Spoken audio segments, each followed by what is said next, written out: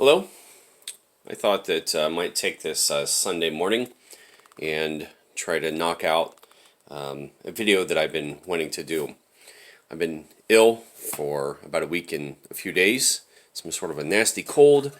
I'm finally feeling better, and I've had this knife here for about 2 or 3 weeks, and it's time to get a video out there. I've not uploaded a video to YouTube in many years, and it's probably about time I get something out there. So I'm pretty excited to talk about this guy. You'll need to throw a little leniency towards me. I've not been feeling well for about a week between the cold or whatever it was, allergies, and then the medications I was taking to alleviate some of the symptoms. I've not been exactly coherent this week, and I'm still dealing with that a little bit today, but I think we're going to be fine for today's video. So anyways, I'm going to spare you my life story and my in the information I have, or even share with you how much I do not know about OTF knives. But basically, that's an abbreviation for out the front, and that's what we have here is a OTF knife. I had been researching these knives very loosely over the last couple of years and such, and I was basically talking to a customer of mine, showing him things, and he ended up getting one for me as a gift. So we're always talking about knives and whipping them out and just having a good time with the knives. So anyways, long story short, this is the AKC f16. Supposedly this is a Italian company, and supposedly these are made in Italy, and it draws a little bit of inspiration from the Italian, the stiletto knife that I remember seeing in the early 80s, maybe some of the 70s, the old switchblade with the black on the back and front here, and it was a out the side switchblade. In fact, as a kid of the 80s, I had a switchblade comb.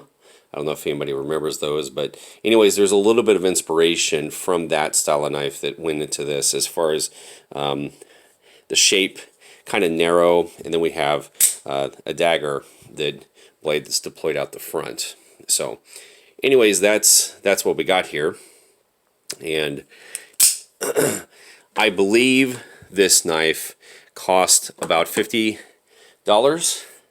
and about $4 to ship. So here you are. I think, as a matter of fact, now that I'm thinking about it, any order over $50 on this one particular website had free shipping, so we can get the ones out of here. So basically, this knife was $50 here, and is it worth $50? I think I can say that it pretty easily is. Now, I'm completely new to this style of blade, this style of knife deployment, and I still don't know what to think of it. It is neat, it is fun, and I'm sure I'll find some uses for it. And here it is. So it feels to be well built.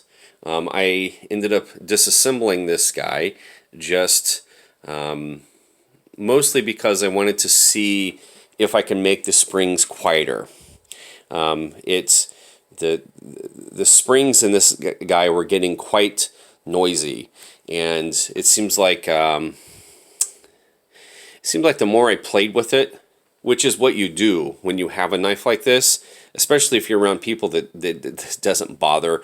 And by bother, I mean the noise, the constant noise. Like some people, gotta always be clicking a pen or tapping something. Well, that's me and this kind of thing. It's almost like a fidget spinner, I guess, for folks who carry knives.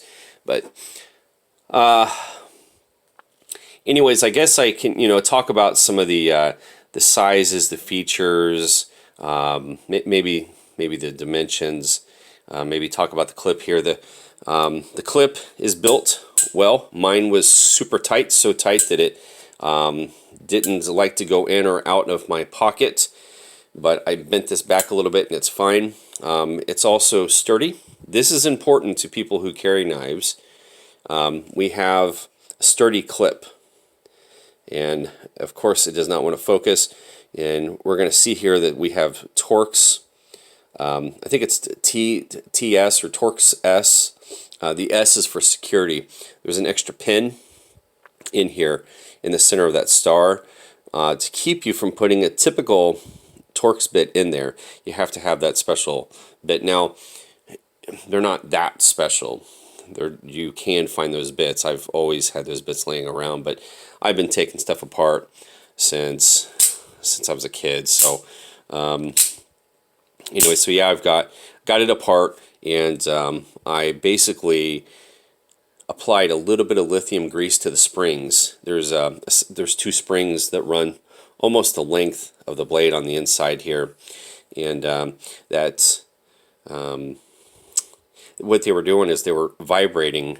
They vibrated a little bit when it snaps out, but they're vibrating a lot when it snapped back in. And I need for you to focus. There we are. And it sounded like a noisy. I don't know how to describe it, but I didn't like it. And not only could I hear it, but I could feel it. And this knife is noisy.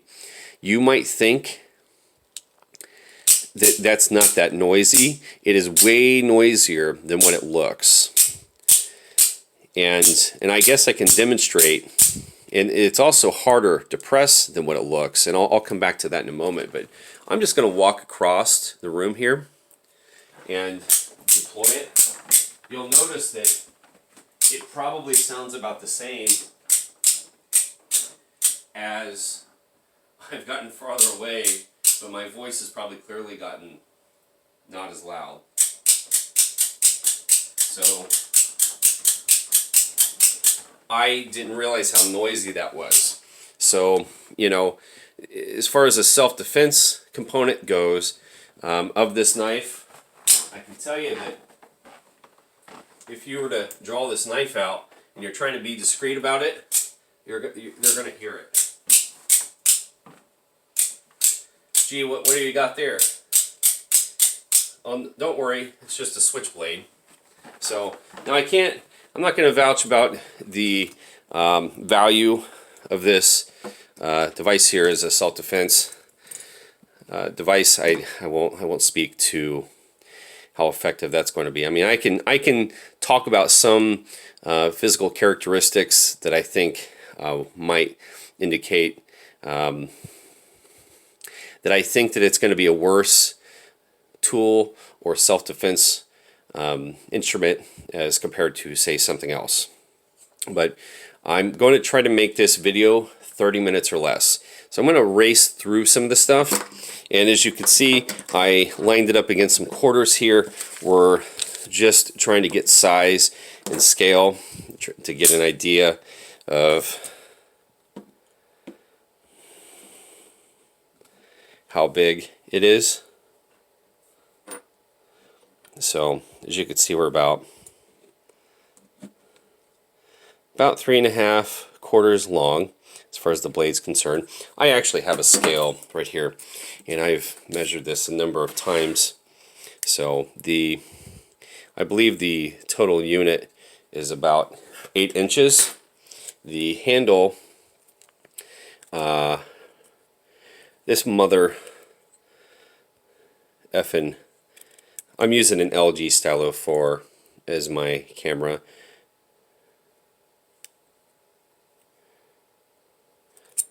Get that fucking, I can't stand non-metric measurements. So this looks like it's about 117 millimeters long, the handle that is, and as far as the blade, looks like it's about 85 millimeters. As far as width, about 20 millimeters wide. A height or depth would be about, looks like 13, 11, 12, 13 millimeters. We do come in a little bit up here at the top, and I guess I could cover this. How wide is it here at this point? Looks like about 32 millimeters here, and we're a little wider down here at the bottom.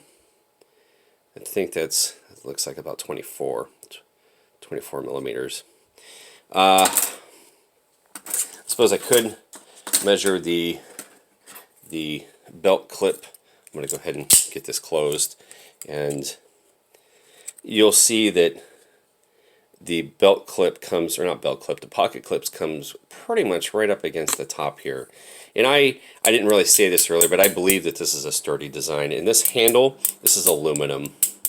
This is aluminum, and this feels like some sort of steel. I don't know if the length of this matters too much to anyone. As you could see, I mean, going up to the edge here, we're at 60 millimeters. And as far as the depth of the pocket, I mean, you can say we're just about 52 millimeters deep on the clip there. So how does this work? Well, I'm not really going to get into the technical specifics of it, but as you can see, we have a button here, and you're not releasing energy. You actually are creating a potential energy on a spring. There's two springs in here that are connected, and they both do the exact same thing. They basically are attached to the knife, and one end of the mechanism basically shoots the knife out the front, and the other end of the mechanism pulls it back down into the handle. You are creating that spring, that potential energy, by pushing on this. Now, this is harder than it looks. That's spring loaded right there, and where I'm stopping, that's where it becomes harder. And you begin moving this mechanism in here that's linked up with this switch, and basically it reaches to a certain point, and you deactivate a lock. There's two locks in here. There's a lock at the bottom and a lock at the top. The top lock keeps the blade locked into this position. And you can see we still have, I wouldn't call that slop. We do have some slop, but the slop would be on a different axis, like so. And I don't think it's that bad. I've heard some people say we got a lot of play there. I don't think so. I'm having a harder time just holding everything still.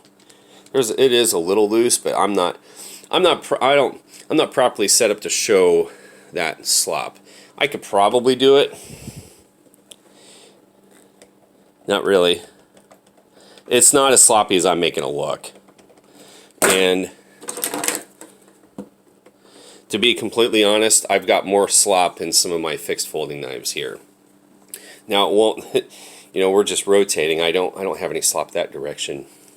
So anyways, that's that. We have a dagger knife edge here. I've never had a dagger knife edge, and apparently it's made out of 440A.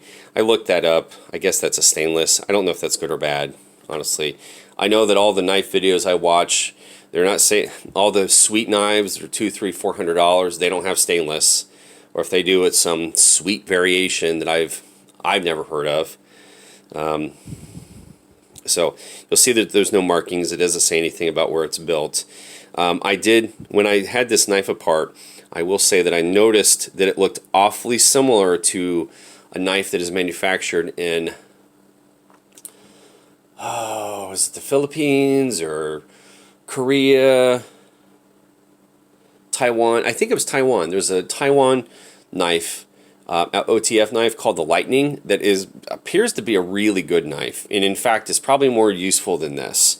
Now, I don't think it's quite as fancy or slick looking, but its knife is probably a little more, its knife blade is probably a little more practical. So now some things I could tell you about this is that it's not malfunctioned on me. It always comes out, and it always goes back. Now, the only time that I can say that I've had exceptions, sorry, had to take a swig of water there, is, let's say if I was to hold something up against it, let's say we hold this up against that, boom, and you'll see that the blade went through the water bottle. However, the knife didn't fully deploy, and so there we are. And obviously this is just a water bottle, and we have the blade is now kind of floating around here, and we also have the switch kind of floating around. Now what you could do, you could just pull this on out, boom, now it's locked, back on track, everybody's happy, and there you are. So what else can I say? Well, I've made this video probably 3 times, and I rattled on for about 40 minutes. I'm not going to go that far this time. You know, I guess one of the things that I wanted to talk about is that I was happy to see these guys here, because they made me feel like if I had to choke up on the knife handle like so, it gives me something to push down on. In a stabbing like situation if I ever needed to, but I wouldn't go very far, especially when, say, compared to something like this, and you know, that's significantly safer. Also, this has been my EDC for about 4 or 5 years, and before that it was this, and I only got this because I lost this, and then I found this, and then I had 2, so I was pretty happy. These are both CRKT. M16 is the Tonto edge, and then the M21 is the spear point. Don't ask me about why they're serrated. I don't know. It met all my other check boxes. I wanted these things, these great big, I don't know what you call them, hand guards, whatever these things are, and so that's what I was coming from. And a more typical knife size is probably more along the lines of this, say. This would be more common, you know, something like this would be more common. And here's a Stanley, like, utility or box cutter knife. I don't know what you call that for sure, but I found this in my car. I think it belongs to one of my friends. I tried to give it to him, but he left it here again, so here it is. You know, then I've got yet another knife here. So I wanted to quickly demonstrate something. And this is, I'm going to show my bias. So basically, knife deployment is going to go something like this for me. So the knife is here in my, I don't know if that's pointed quite right. Here's the knife. I have a package here. I want to try to open.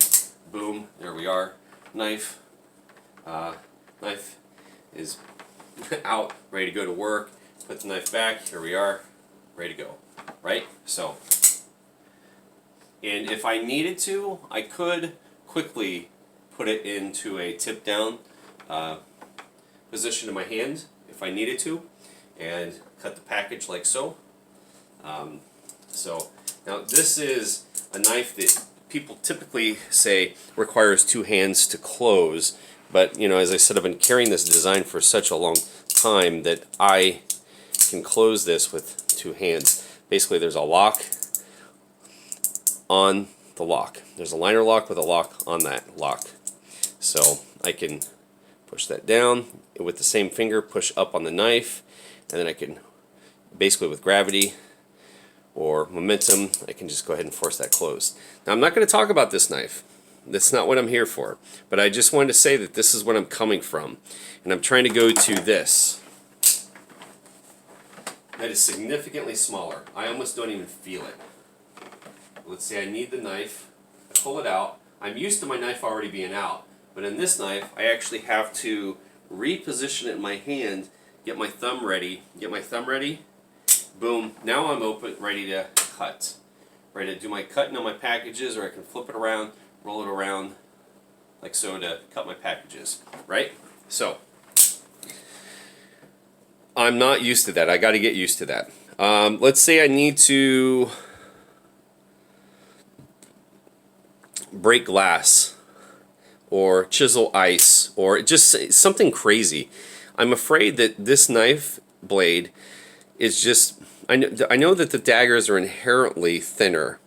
I've not had a dagger before, so I realize that's part of the reason why it's so much thinner. But I feel like with this knife, I feel like I could, oh man, I feel like if I had 2 of these, one in each hand, now granted I'm out of shape, but if I was not in shape, I could probably use this to climb up a tree. And I don't think so. I mean, this feels built well. I'm not sure if I mentioned this already, but I feel like the lock in here is going to fail. and basically there's a steel lock mechanism. That lock's not going to fail, but what is holding the lock is going to fail, and it's going to push right out the side. This is some sort of a aluminum here, so I don't know. So that, I guess, is, you know, some of my conclusion there about this knife, and I do think that it's great. I think that it might work out for me, and who knows, maybe maybe I'll start a new trend with my family and friends. Maybe everybody start carrying these, because there's kind of a neat thing about that. It's just kind of fun, and it's clever how it works. It's simple and clever. I'd like to know who invented that, when and why. So I don't know. I'd be curious to see what the high-end knives are like. You know, I know Microtech makes these knives at $200, $300, $400, $500, $600 for some of their OTFs. And I'll tell you something else is Smith & Wesson had an OTF that I saw here recently, and it was, the knife basically had a button here, and you pushed it, and the blade, it was a dagger, it would come out. But to get the knife back, you had to like unlock it down here. Maybe there's a lock up here, and then you had to basically hold it and pull this all the way back, and it would click into position. I'm like, no way. Why would you only do that halfway? Well, I guess not all states allow these, and I'm in one of the lucky states that allow for these. So in my state, pretty much everything's allowed, minus Chinese throwing stars and ballistic knives. So, and I've never even seen a ballistic knife, except for maybe in like James Bond movies, where maybe Odd Job or someone like from the 60s or something had a cane that fired a knife blade. I think that's what they mean by ballistic knife. Other than that, I don't know what they're talking about. So, I don't know what kind of warranty it has. I mean, as we picked up on earlier, my CRKT that I'd owned for 5 years, they just replaced it 2 months ago. They didn't even ask for receipt, proof of purchase, nothing. I asked them how the warranty worked, and they said it had lifetime warranty, and I said, okay, well, how do you guys fix this? And they said, send it to us, we'll send it back fixed, or we'll get you a new one. And they sent me a new one. So this, I'm on my own, I guarantee it. The mechanics of this, I believe with what I've seen both on YouTube and what I've seen inside and outside of this design, it's going to be fine. It's going to be fine.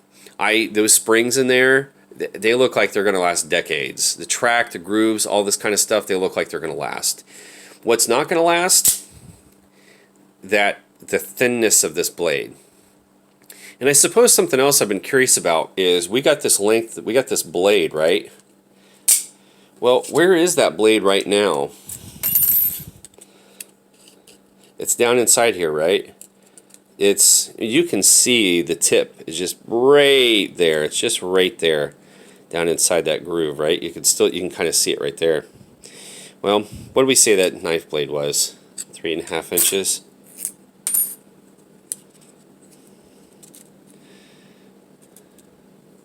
So anyways, you got this piece of metal in here. What's it? I can't imagine it's not loose, but what's it doing in there? What's keeping it from flopping against the sides and damaging that edge on the inside here on either side? It's fine. It feels very solid. I'm not sure how they pulled that off. Now, I don't know if I talked about this, but this is a weird material here. Just focus. This is like fingernail file material, and it will also file your dead skin if you got calluses. So whenever I get it marked up, I just take it down to my pants and kind of rub it on my pants, and we're back to being clean again. You can see what I mean. It's filing my skin off. So another thing I can add to this is that playing with it turns your thumbs. I mean, I've been working on.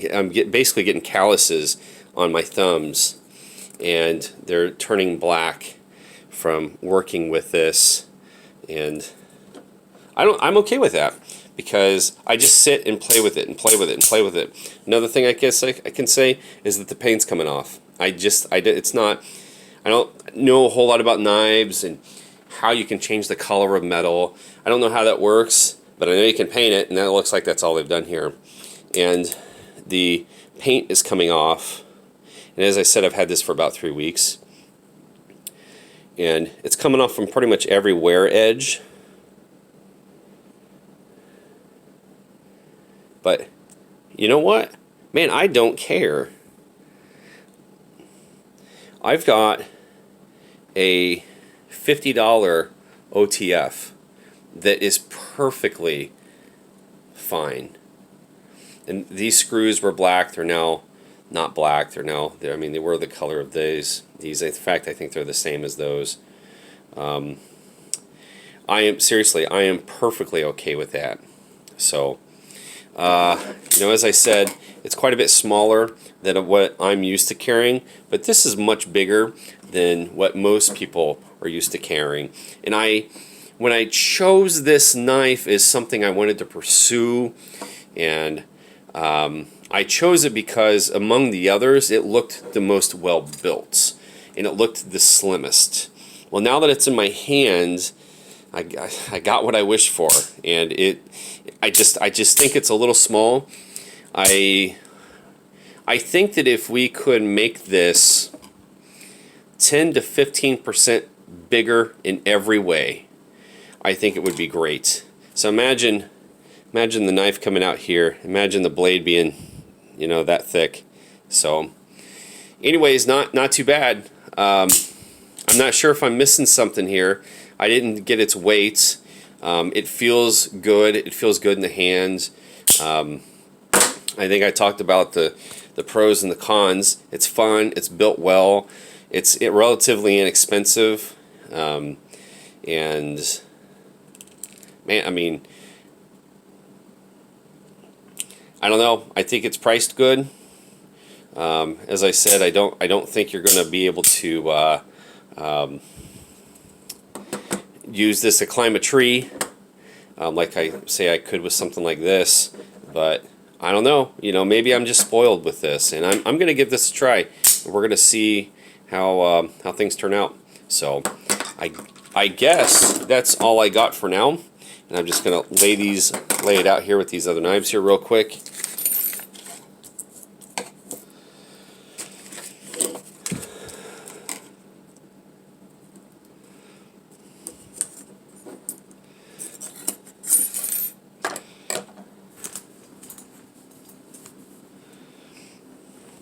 Yeah, pardon the mess. I've got stuff everywhere. I got so many projects going on.